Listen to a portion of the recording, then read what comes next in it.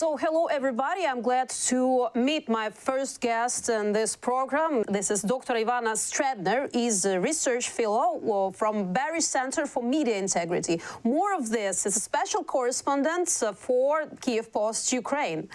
So you're well known with all the situation that's going on here in Ukraine, I can guess, right? Indeed. Good morning again from Washington, D.C., and thank you very much for inviting me. And I really, really hope, 2024 will be marked with Ukrainian victory. So thank you so much for inviting me. We'll see. So just let's start to discuss what will bring us to the victory Exactly. from the point of view of your professional experience. So my first question will be about your professional status. What can you say about the Russia's informational strategy for now?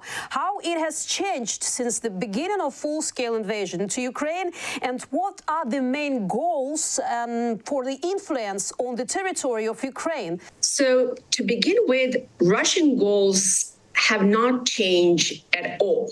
They are still very much the same, to make sure to attain their military objectives.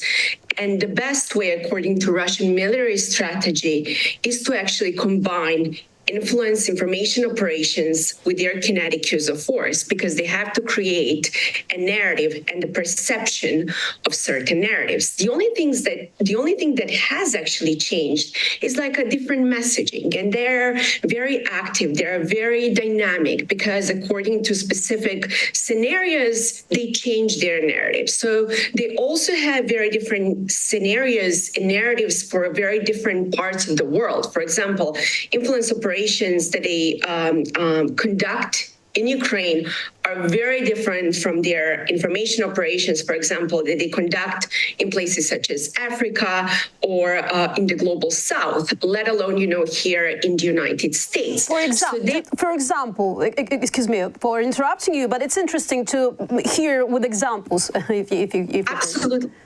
Absolutely. I mean, specifically, for Ukraine, it is for Russia extremely important to destroy the morale of people. And they understand very well the psychology of their opponents, and they target specific narratives. For example, when it comes to threats, for example, shutting down Ukrainian electricity grids to make sure that Ukrainians lose their willingness to fight. But when it comes to, for example, such narrative would never ever work in places such as Africa or in places such as the United States. So, for example, in Africa, they target specifically people there to show that the West is the one responsible for the war in Ukraine. They also, for example, in Africa, target people explaining that the way that they live, it is precisely because of the Western, let's say, narratives related to I'll just give you like a concrete examples. Like a economy there is not thriving because the West is investing in Ukraine.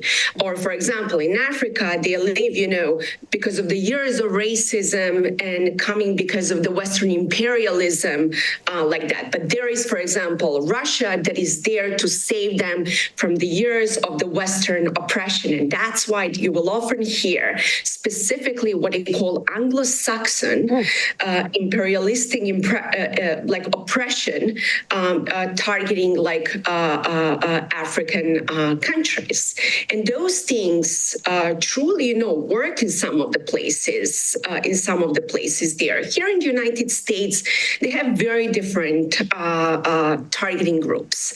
So, for example, we're about to approach like new elections here. And unfortunately, the problem here in the West is that we oftentimes think about Russian information operations only around the election times, when in fact, Russia has not even stopped. Russia has been doing that, for decades.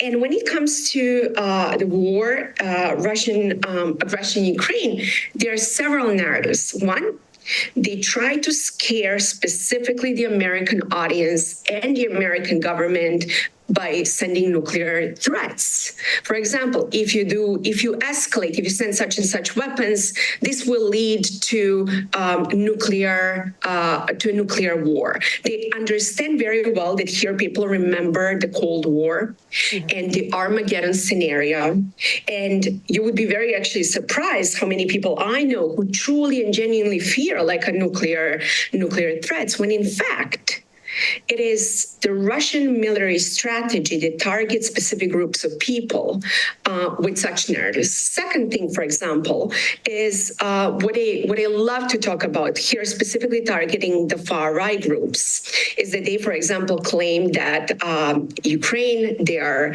destroying Orthodox Christianity, that they are